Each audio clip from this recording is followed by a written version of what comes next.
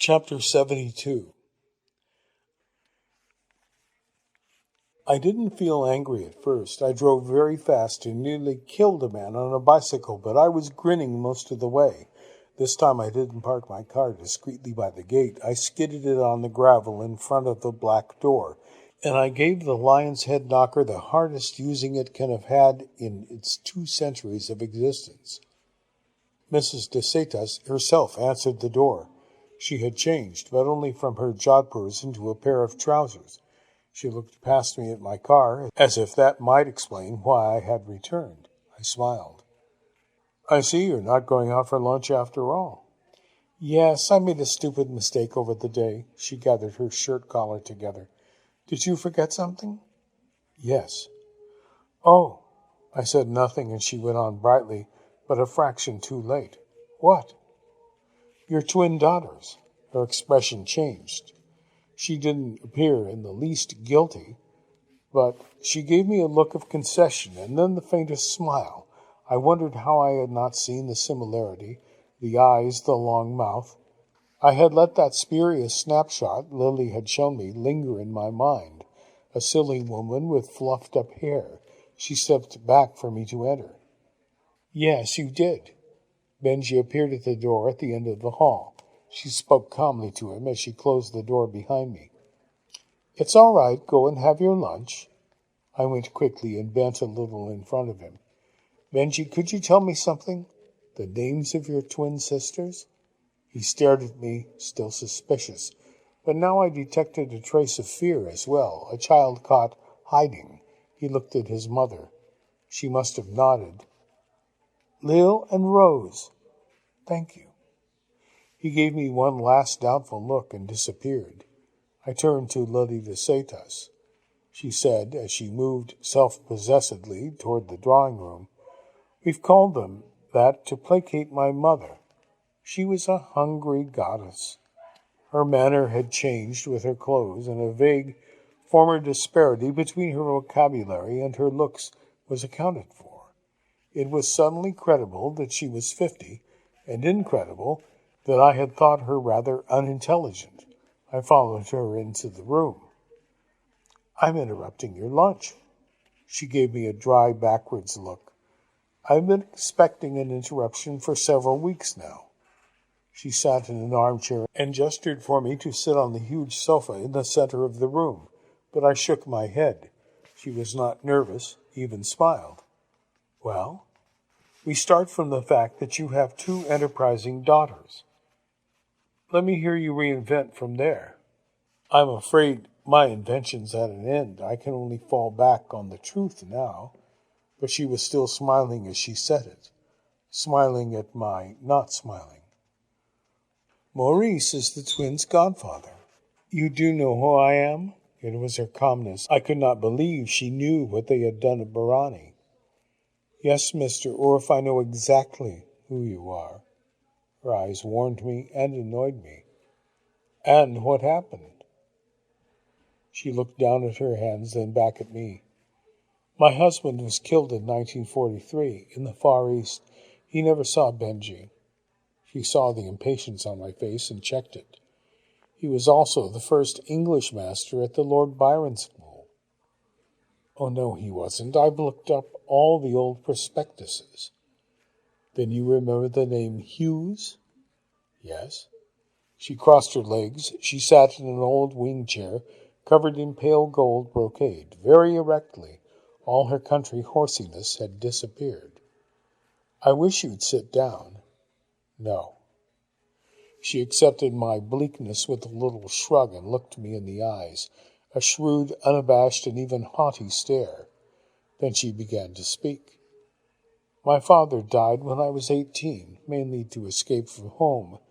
I made a disastrous, a very stupid marriage.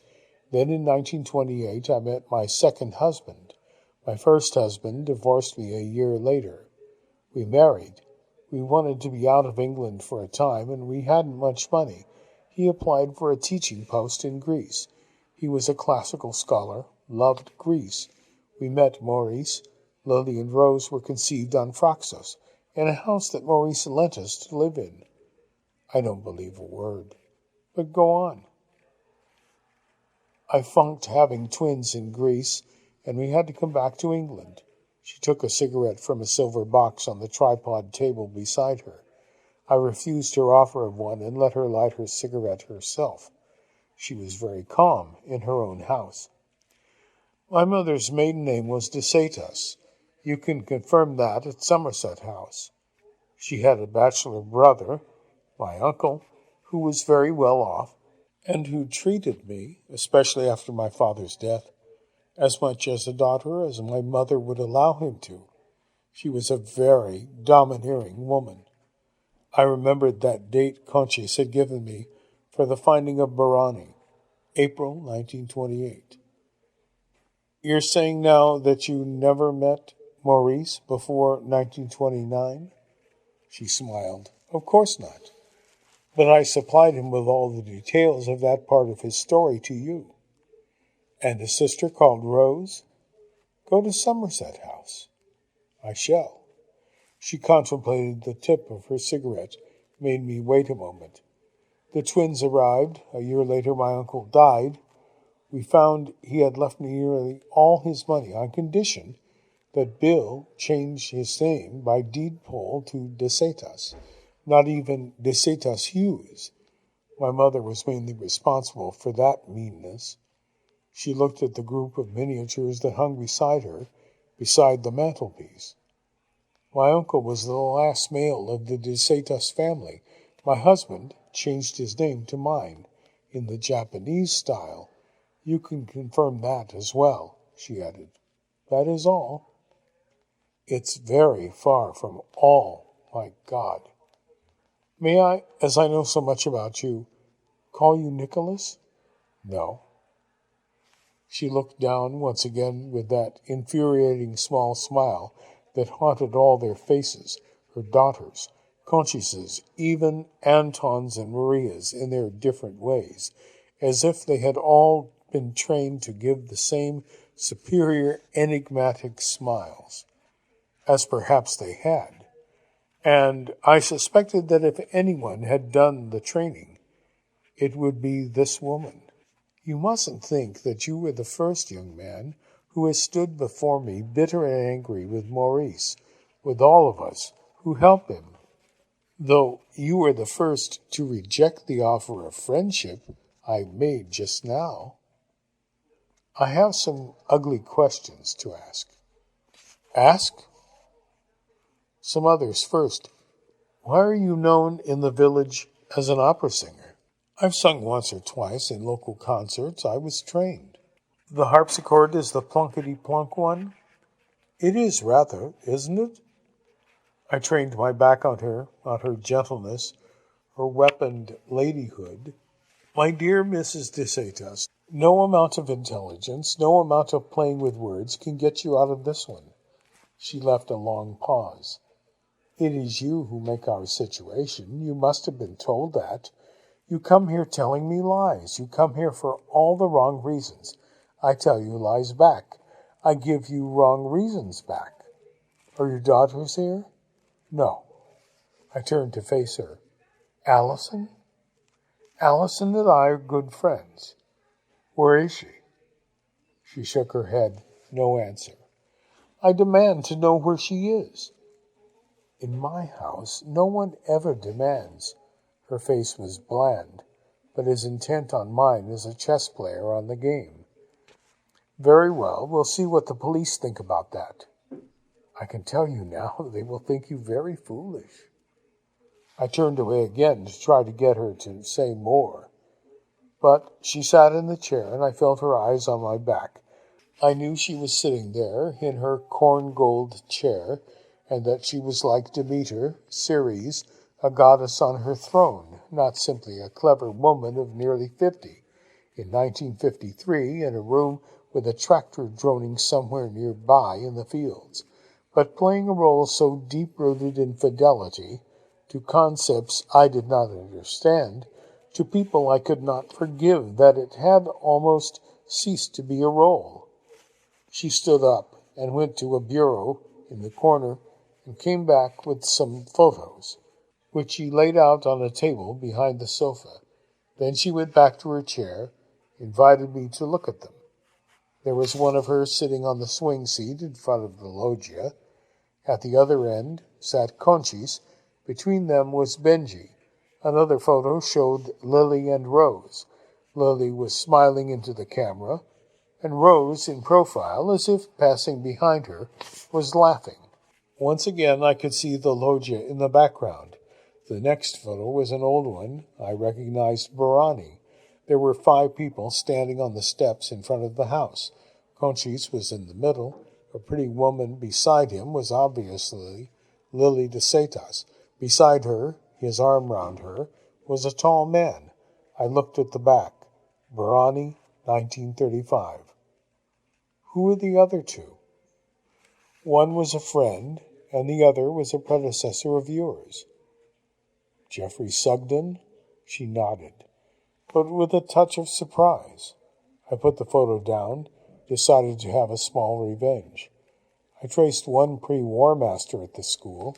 He told me quite a lot. Oh? A shadow of doubt in her calm voice. So let's stick to the truth. There was an awkward moment's silence. Her eyes probed mine. What did he say? Enough. We stared at each other. Then she stood up again and went to the desk. She took a letter out and detached a bottom sheet, checked it, then came and handed it to me. It was a carbon copy of Nevinson's letter to me. On the top he had scrawled, "Hope this dust does not cause any permanent harm to the recipient's eyes." She had turned away and was looking along some bookshelves beside the desk. But now she came back and silently handed me 3 books in exchange for the letter. I swallowed a sarcasm and looked at the one on top. A school textbook, cloth-bound in blue. An intermediate Greek anthology for schools, compiled and annotated by William Hughes, M.A., 1932. He did that as hack work. The other 2 he did for love. The second one was a limited edition of a translation of Longus, dated 1936. 1936. Still Hughes? An author can use whatever name he likes. Holmes, Hughes. I remembered a detail from her daughter's story. Did he teach at Winchester? She smiled. Briefly, before we married.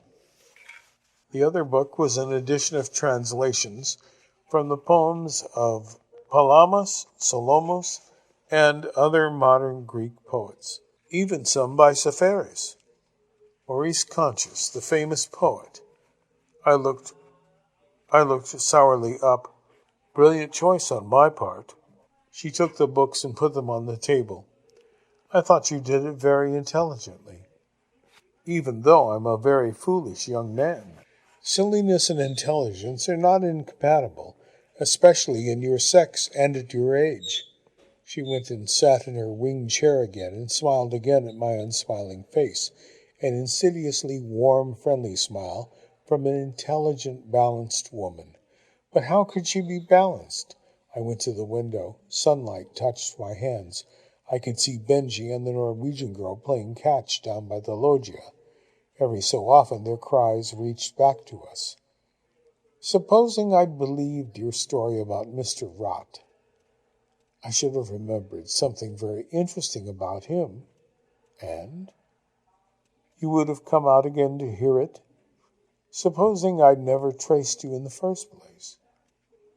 A Mrs. Hughes would in due course have asked you to lunch. Just like that? Of course not. She would have written a letter. She sat back, closed her eyes.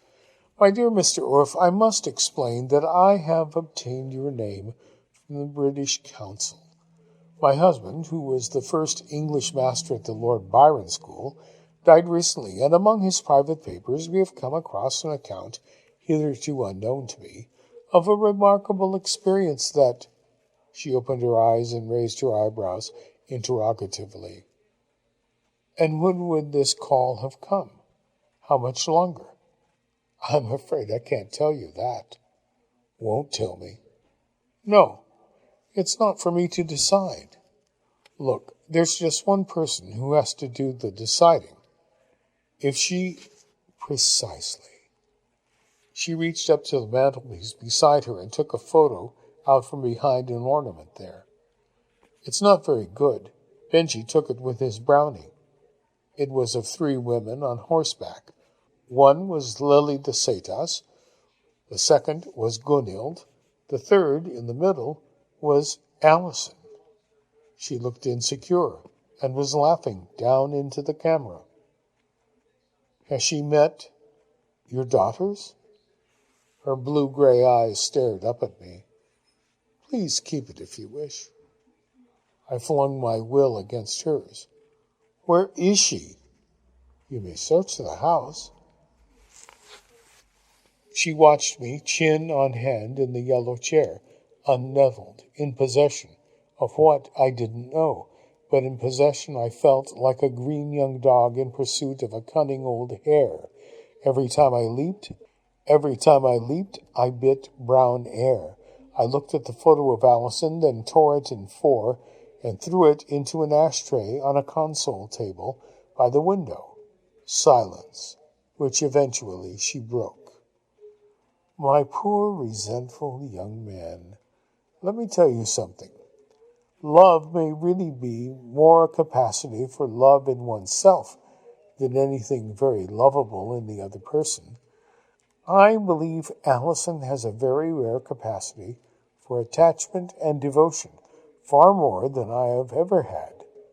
I think it is very precious, and all I have done is to persuade her that she must not underestimate, as I believe she has all her life till now, what she has to give. How kind. She sighed. Sarcasm again? Well, what do you expect? Tears of remorse? Sarcasm is so ugly and so revealing. There was silence. After a time she went on. You were really the luckiest and the blindest young man. Lucky because you were born with some charm for women, even though you seem determined not to show it to me. Blind because you have had a little piece of pure womankind in your hands. Do you not realize that Allison possessed the one great quality our sex has to contribute to life, beside which things like education, class, background are nothing? And you've let it slip, helped by your charming daughters. My daughters were nothing but a personification of your own selfishness. A dull, deep rage was brewing in me. I happened, stupidly, I grant you, to fall in love with one of them, as an unscrupulous collector falls in love with a painting he wants, and will do anything to get. Except that this wasn't a painting. It was a girl with as much morality as a worn-out whore from the Place Pigalle. She let a little silence pass, the elegant drawing-room reprove, then said quietly, Strong words. I turned on her. I begin to wonder how much you know. First of all, your not-so-virgin daughter. I know precisely what she did. She sat calmly facing me, but a little more erect, and I know precisely the reasons behind what she did. But if I told you them, I would tell you everything. Shall I call those 2 down there? Tell your son how his sister performs? I think that's the euphemism. 1 week with me, the next with a Negro? She let silence pass again, as if to isolate what I said, as people leave a question unanswered in order to snub the questioner. Does a Negro make it so much worse? It doesn't make it any better. He is a very intelligent and charming man. They have been sleeping together for some time. And you approve? My approval is unasked for and unnecessary. Lily is of age. I grinned sourly at her, then looked out at the garden. Now I understand why you grow so many flowers. She shifted her head, not understanding. I said, to cover the stink of sulphur. She got up and stood with one hand on the mantelpiece, watching me as I walked about the room.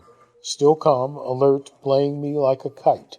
I might plunge and flare, but she held the string. Are you prepared to listen without interrupting? I looked at her, then shrugged assent. Very well. Now, let us get this business of what is and what is not sexually proper out of the way. Her voice was even, as a matter of fact, as one of those woman doctors determined to ban gender from the surgery. Because I live in a Queen Anne house, do not think I live like most of the rest of our country by a Queen Anne morality. Nothing was further from my mind. Will you listen? I went and stood by the window, my back to her. I felt that at last I ought to have her in a corner. I must have her in a corner. How shall I explain to you? If Maurice were here, he would tell you that sex is perhaps a greater, but in no way a different pleasure from any other. He would tell you that it is only one part, and not the essential part, in the relationship we call love. He would tell you that the essential part is truth, the trust two people build between their minds, their souls, what you will, that the real infidelity is the one that hides the sexual infidelity. Because the one thing that must never come between two people who have offered each other love is a lie. I stared out over the lawn. I knew it was prepared. All she was saying perhaps learned by heart, a key speech. Are you daring to preach to me, Mrs. de Cetas? Are you daring to pretend that you do not need the sermon? Look, please listen to me. If her voice had held the least sharpness or arrogance, I should not have done so, but it was unexpectedly gentle, almost beseeching. I am trying to explain what we are. Maurice convinced us over 20 years ago that we should banish the normal taboos of sexual behavior from our lives, not because we were more immoral than other people, but because we were more moral. We attempted to do that in our own lives. I have attempted to do it in the way I have brought up our children. And I must make you understand that sex is for us, for all of us who help Maurice, not an important thing, or not the thing it is in most people's lives. We have more important things to do. I would not turn and look at her. Before the war, I twice played roles somewhat similar to Lily's with you. She is prepared to do things that I was not. I had far more inhibitions to shed. I also had a husband whom I loved sexually, as well as in the other more important ways. But since we have penetrated so deep into your life, I owe it to you to say that even when my husband was living, I sometimes gave myself, with his full knowledge and consent, to Maurice. And in the war, he in his turn had an Indian mistress, with my full knowledge and consent. Yet I believe ours was a very complete marriage, a very happy one, because we kept to two essential rules. We never told each other lies, and the other one, I will not tell you until I know you better. I looked round then contemptuously. I found her calmness uncomfortable, the madness seething underneath. She sat down again. Of course, if you wish to live in the world of received ideas and received manners, what we did, what my daughter did, is disgusting. Very well. But remember that there is another possible explanation. She may have been being very brave. Neither I nor my children pretend to be ordinary people. They were not brought up to be ordinary. We are rich and we are intelligent, and we mean to live rich, intelligent lives. Lucky you. Of course, lucky us. And we accept the responsibility that our good luck in the lottery of existence puts upon us. Responsibility. I wheeled round on her again. Do you really think we do this just for you? Do you really believe we are not charting the voyage? She went on in a milder voice. All that we did was to us a necessity. She meant not self-indulgence. With all the necessity of gratuitous obscenity? With all the necessity of a very complex experiment. I like my experiments simple. The days of simple experiments are over. A silence fell between us. I was still full of spleen, and in some obscure way frightened to think of Allison in this woman's hands. As one hears of a countryside one has loved being sold to building developers. And I also felt left behind, abandoned again. I did not belong to this other planet world. I know young men who would envy you. Not if I ever tell the story. Then they will pity you, your narrow-mindedness. She came behind me and put her hand on my shoulder and made me turn. Do I look an evil woman? Did my daughters? Actions, not looks. My voice sounded raw. I wanted to slap her arm down to get out. Are you absolutely sure our actions have been nothing but evil? I looked down. I wouldn't answer. She took her hand away, but stayed close in front of me. Will you trust me a little, just for a little while? I said nothing, and she went on. You can always telephone me. If you want to watch the house, then do. But I warn you that you will see no one you want to see. Only Benji and Gunhild and my 2 middle daughters when they come home from France next week. Only one person is making you wait at the moment. She should tell me so herself. She looked out of the window, then sideways at me. I should so like to help you. I want Allison, not help. May I call you Nicholas now? I turned from her, went to the sofa table, stared down at the photos there. Very well. I will not ask again. I could go to a newspaper and sell them the story. I could ruin your whole blasted, just as you could have brought that cat down across my daughter's back. I looked sharply back at her. It was you in the sedan? No. Allison? You were told. It was empty. She met my disbelieving eyes. I give you my word it was not Allison or myself. She smiled at my still suspicious look. Well, perhaps there was someone there. Who? Someone, quite famous in the world, whose face you might have recognized. That is all. Tendrils of her sympathy began to sneak their way through my anger. With a curt look, I wheeled and walked toward the door. She came after me, snatching up a sheet of paper from the top of the desk. Please take this. I saw a list of names, dates of birth. Hughes to DeSatas, February 22nd, 1933. The telephone number. It doesn't prove anything. Yes, it does. Go to Somerset House. I shrugged, pushed the list carelessly in my pocket, and went on without looking at her. I jerked open the front door and went down the steps. She came behind me, but stopped at the top of them.